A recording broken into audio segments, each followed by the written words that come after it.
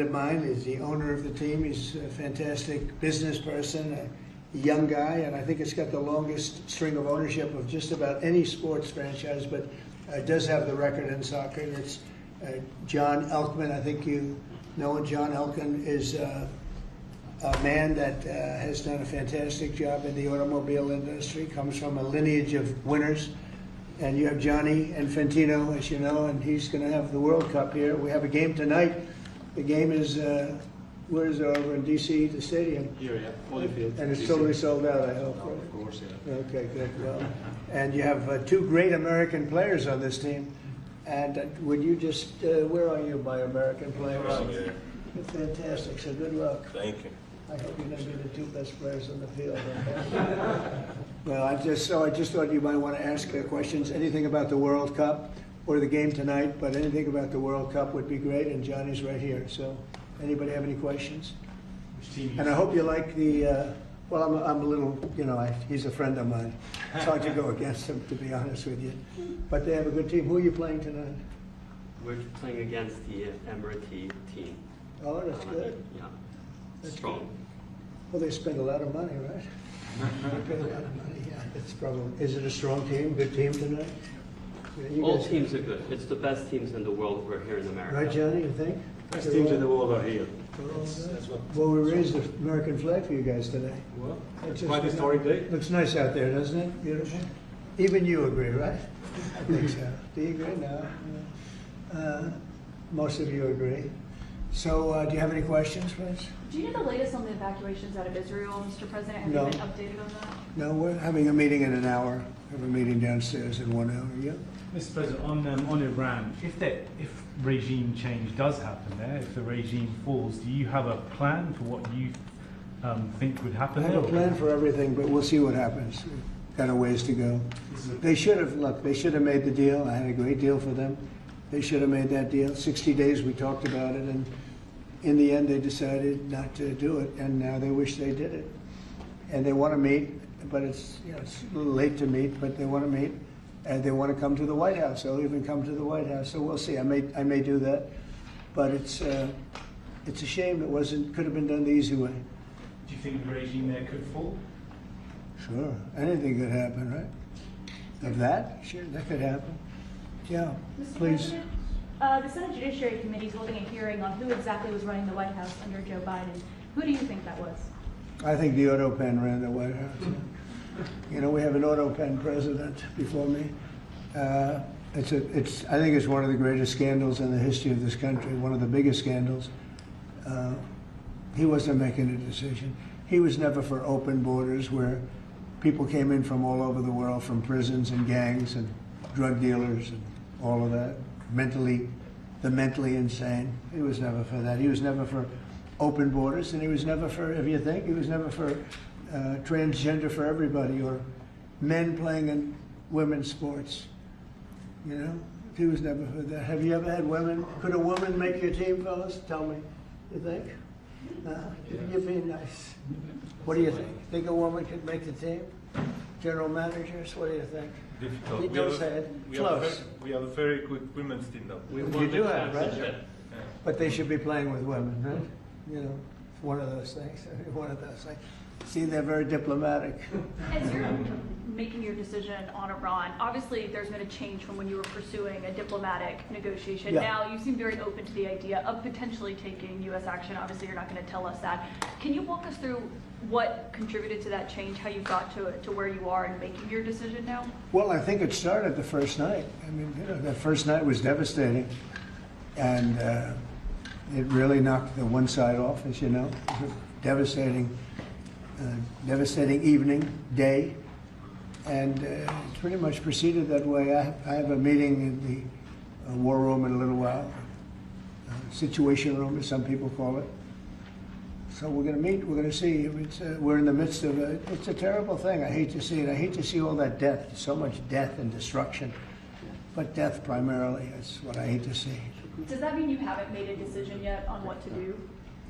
Or I have ideas as to what to do, but I haven't made a final. I like to make the final decision 1 second before it's due, you know, because things change. I mean, especially with war, things change with war. It can go from one extreme to the other. War is war's very bad. There was no reason for this to be a war. There was no reason for Russia, Ukraine. A lot of wars there was no reason for. You know? You look right up there, I don't know, see the Declaration of Independence, and I say, I wonder if the Civil War always seemed to me maybe that could have been solved without losing 600,000 plus people. So a lot of, it's very sad to see. It's very sad to see what's happening. But with that being said, I would say right now, Israel, from the standpoint of winning a war, is doing pretty well. Yeah, please. Mr. President, in your meeting today with the Chief of Staff of the Pakistani Army, did you talk about Iran? Did that come up? Is there anything you can share from that meeting? Well, they know Iran very well, better than most. And they're not happy about anything. It's not that they're bad with Israel. They know them both, actually, but they probably, maybe they know Iran better. But they see what's going on, and he agreed with me. The reason I had him here, I wanted to thank him for not going into the war, just ending the war. And I want to thank, as you know, Prime Minister Modi just left, just a little while ago, just left. And we're working a trade deal with India. We're working a trade deal with Pakistan. And they were both here. But I was with Modi a few weeks ago. He was here, actually.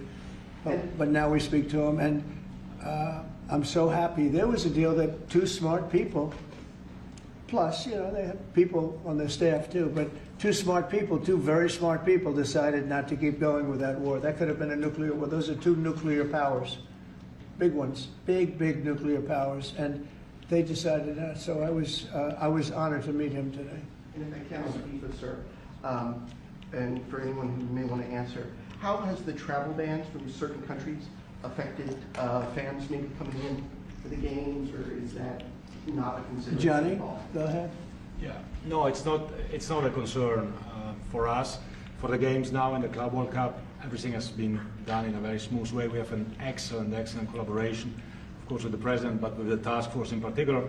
For next year, the World Cup, we have one more year to work, and the learnings that we have this year with the Club World Cup, which is historic, I say this to all the Americans, because it's the first ever Club World Cup, and it's played in the United States of America. So the learnings we'll have for this will apply them next year. And they're largely sold out, so I don't know. I don't think he's too worried about the travel ban. He doesn't know what the travel ban is, I don't think. Johnny, tell me what the travel ban is. He doesn't know what it is. He's largely sold out. Like tonight is totally. I've had friends, they heard about this meeting. They said, can you give me tickets? I don't know if I can get tickets. He won't give them to me. We can speak Maybe about it. John will give them to me. Yeah, please. Mr. President, two questions, if I could. One about Iran and then one domestically. With Iran, what's your message to Americans both here and abroad who are not only concerned about the U.S. potentially getting involved in another conflict in the Middle East, but worry about the potential for retaliation here at home? Yeah. Well, I don't want to get involved either, but I've been saying for 20 years, maybe longer, that Iran cannot have a nuclear weapon. I've been saying it for a long time. And I think they were a few weeks away from having one. And they had to sign a document. I think they wish they signed it now. It was a fair deal. And now it's a harder thing to sign, It's a lot of water over the dam. But, it's very, I say it very simply. Iran can't have a nuclear weapon. Too much devastation. And they'd use it. I believe they'd use it. Others won't use it, but I believe they'd use it. So that's it. It's very simple as far as I'm concerned. They can't have a nuclear weapon. And then domestically, Missouri Senator Josh Hawley came out this week as the lead sponsor of a bill to raise the federal minimum wage to $15 an hour. It stands out because he's a Republican. There's still 20 states that have it at $7.25. Do you support the legislation or the idea? Well, I haven't seen it. I'd have to speak to Josh. He's a very good friend of mine. That's interesting that Josh did that. We have to think about that one. Some people agree with it, some people don't. Some people say it really turns away business. Restaurants close, and a lot of things happen. Other people agree. I'd have to speak to Josh. He's a good guy. For the Iran, the possibility of an Iran deal, is the destruction or the dismantling of the Fordow nuclear enrichment center, is that a prerequisite for a deal? Is that a red line for you?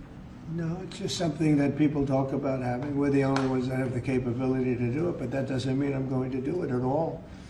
Yeah, we have the best military equipment in the world. You see that with this fight.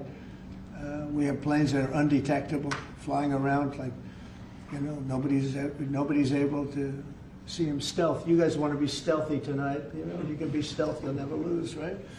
But these are incredible planes and weapons. We have the best weapons in the world, by far. Nobody close. And I mean, certain countries take advantage of that. Israel has incredible weaponry. So we'll see what happens. I've been asked about it by everybody, but I haven't made a decision. Mr. President, you talked earlier today about having daily conversations with Prime Minister Netanyahu. Yeah. How have those conversations weighed on you in terms of getting more involved? He's been lobbying for the U.S. to get more involved. Has that had an impact in kind of your evolution, sir? Look, we talk, and I'd like to see everything done. I would have preferred having just an agreement, a strong agreement, you know, verifiable agreement. But it was such a shame. They were so close. You know, Iran was very close to signing what would have been a very good agreement for them. And maybe that could still happen, I guess, you know. They do want to come and see us. They want to see me in the White House. That's a big statement. But it's very late. Is it enough of a statement to hold off getting involved? We're going to see what happens. Look, we're going to see what happens. Ending it as soon as you can would be good. Have you closed the door on meeting with them? No. Okay, so it's still open to them coming here in your Yeah, eyes? I mean, they asked if they could come. We'll see if that happens. It's not that easy for them to come. They can't get out. You know, they're in Iran, and in one case, the guy wanted to come so badly, but he can't get out because there's bombs dropping all over the place. Have you seen the Tucker Carlson, Senator Ted Cruz interview? It seems like this issue on whether or not the United States should strike is kind of dividing a lot of your supporters. No, my supporters are for me. My supporters are America first. They make America great again. My supporters don't want to see Iran have a nuclear weapon. Tucker's a nice guy. He called and apologized the other day because he thought he said things that were a little bit too strong, and I appreciated that. And Ted Cruz is a nice guy. I mean, he's been with me for a long time. I'd say once the race was over, he's been with me ever since, right? But very simple. If they think that it's okay for Iran to have a nuclear weapon, then they should oppose me, but nobody thinks it's okay. People that don't want, I don't want to fight either. I'm not looking to fight. But if it's a choice between fighting and them having a nuclear weapon, you have to do what you have to do. Maybe we won't have to fight. Don't forget, we haven't been fighting. We add a certain amount of genius to everything, but we haven't been fighting at all. Israel's done a very good job of that. But we'll see what happens. The bottom line is they can't have nuclear. And if I can't imagine that Ted Cruz said it's okay for Iran to have nuclear, including Tucker. I don't think Tucker says it's okay. The problem is then they get themselves into a thing. They don't want them to have nuclear, but then they say, well, we don't want to fight. Well, you're going to have to make a choice because it's possible that you're going to have to fight for them not to have nuclear. And it's interesting because I did ask Tucker, I said, well, are you okay with nuclear weapons being in the hands of Iran? And he sort of didn't like that. He didn't want to really, but he sort of didn't like that. And I said, well, if it's okay with you, then you and I do have a difference. But it's really not okay with him. Therefore, you may have to fight, and maybe it'll end, and maybe it'll end very quickly. But there's no way that you can allow, whether you have to fight or not, you can allow Iran to have a nuclear weapon because the entire world will blow up. I'm not going to let that happen. Mr. President, on the southern You had a border, bit of a row with President Emmanuel Macron of France the other day, the G7 No, it sounded like. he's a nice guy. Look, he said I was going back home to make a ceasefire. Not a ceasefire. We're long beyond ceasefire. And I said, why do you say that? Why would you say ceasefire? It's a bad term to use. Because a ceasefire means like everything's going swimmingly, we'll take a little time off. It's not. We're not looking for a ceasefire. We're looking for a total, complete victory. Again, you know what the victory is. No nuclear weapon. Mr. President, So I thought it was a very badly worded statement by him, and obviously I let him know that. on the southern border, you've had record low numbers for the month of May, 95 apprehensions, 0 releases, compared to that of the previous administration exactly a year ago, more than 60,000 releases. What do you attribute that success to? I like you. Who are you with? Turning Point USA, sir. Well, they're very good. Turning Point. Charlie, it's very good. That's what I call a good question, fellas. 1 out of 10, John. 1 out of 10, but that's a really good question. No, we had record good numbers on the border. And people are coming in, but they have to come in legally. Like some of these guys behind me, they have to come in legally. And if they come in legally, we want them. They have to say they love America, they love our country. And if they can't say that, we don't want them. Thank you very much. Very nice. Thank you very much, everybody. Thank you, press. Thank you. Thank you, guys. Thank you, guys. Thank you. Thanks. Thank you. Thank you, Mr. President. Thank you very much. Thanks. Nice to Pulitzer Prize. Fella, hey, Doug, take a good picture. Thank you, guys. Pulitzer Prize winner. Thank you, guys. New York Times. Can keep Pulitzer. moving. Thank you. The Times is Thank the you, bad guys. part. Thank you, everybody. Keep moving. Keep moving, guys. Thank you. Thank you.